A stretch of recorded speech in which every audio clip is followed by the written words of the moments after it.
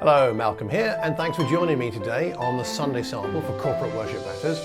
And it's episode 114, and we're looking back at the lessons God has taught us about leading corporate worship in the year just gone. I'm recording this towards the end of 2019 and thinking about what has God been teaching me about leading corporate worship, practically, spiritually, in every sense, in the last 12 months. And it might be a good idea for you to do the same thing, perhaps on your own, perhaps with your worship team. And even if this is a different time of year, you're not watching this at the end of a year, I think still the principles will be very useful for you. Bear in mind, Moses said to the people of Israel in Deuteronomy chapter 4, verse 9, "Be careful and watch yourselves closely so that you do not forget the things your eyes have seen or let them fade from your heart as long as you live. Teach them to your children and to their children after them." So God knew how important it was for his people not to forget what he had done and to make sure that they remembered it so they could teach it to the next generation. And the lessons that God is teaching us are not only for you and I, but they're for the next generation of worship leaders coming up.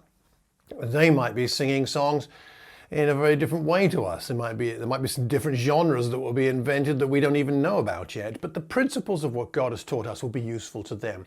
But they won't be useful to them unless we take some time to reflect on what God has taught us. And that's the purpose of a recording like this, I would hope. So I have 3 suggestions for you to think about the lessons God has taught you this year. And then I'd like to know what you think. So firstly, the first thing you might want to do is you look back over the last 12 months is ask yourself, what are the highs and lows of the year? What are your corporate worship highs and lows? What would you consider to be your most effective corporate worship experience of 2019? Think back to your perhaps your Sunday services or other events. When was it that you palpably sensed this is effective corporate, collective, congregational worship? What was that like? And you might also want to think about your least effective corporate worship event of the year, and what was it about those events that made them either particularly effective or particularly disastrous, perhaps? And I can think of some of both for myself in the last 12 months in Watford and in Thames Valley. We're not talking here about the popularity of the corporate worship. We're not talking about the fact that you got the most affirmation afterwards. It doesn't mean that people liked it or not particularly.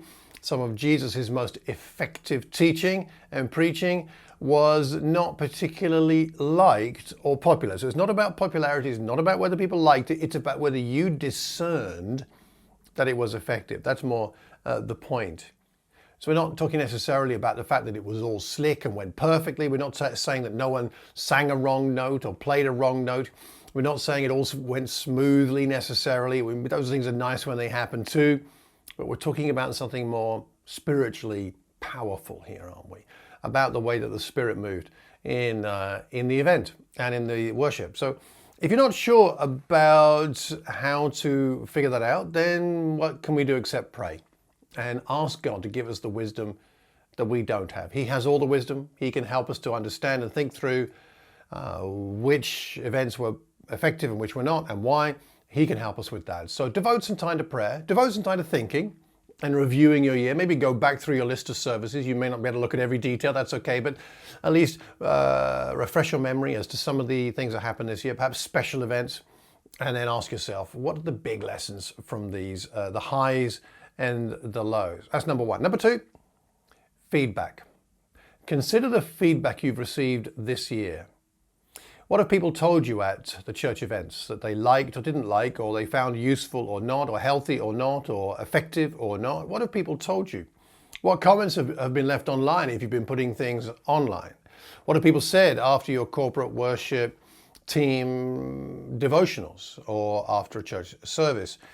How have people been responding to you in the leading of worship? How has the team responded if you are the main person leading the worship team? Have the congregation responded as you've been leading worship? What have you noticed in the way that people have been singing, paying attention, in being engaged or not? What kind of feedback have you received, if you like, specifically by what people have said, and more by implication, by the way that they have engaged in worship, by what you've observed as you have been up on the stage or at the front, leading others in corporate worship? What have you noticed? What does that tell you about your worship collectively this year? And thirdly, that's the first two. The third is the heart. How has leading corporate worship touched your heart this year? In leading it, what has God taught you about yourself, about your discipleship, about your relationship with Him, about your relationship with Jesus? How has leading corporate worship affected you personally, spiritually? That's the third element here that could be useful. So firstly, there's highs and lows. Secondly, there's the feedback you've seen and heard. And then there's how has leading corporate worship touched your heart, affected your walk with Jesus. Those are three ways to think through the big lessons from the year just gone about corporate worship, and write those things down. Write down what you think, what God reveals to you, either on paper or in your computer or something. But do write it down so that it's something you can mull over and pray over and think over and perhaps discuss with your worship team for the year ahead. What are the big lessons from this year that we want to make sure that we've learned for 2020? Some things to avoid, some things to repeat, some things to be grateful for and to thank God for.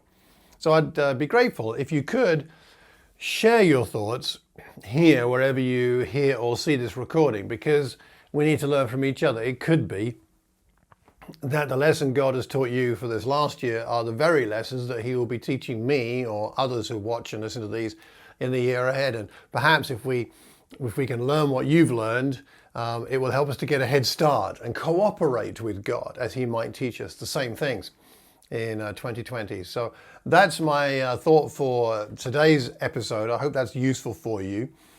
If you have any other thoughts on this, then please leave a comment. Leave it publicly where we can see it so that we can learn from each other, because we learn best when we're learning in community. If you know anybody who might benefit from this recording, please pass the link on.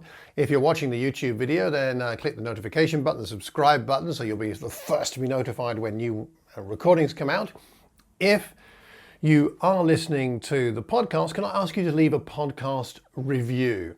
It's coming up to Christmas, so leave me a Christmas present as a podcast review. That'd be fantastic. And until the next time, I hope that when you gather with all of your friends the next time to worship our great God, that you'll be able to do so with great joy, with reverence and awe.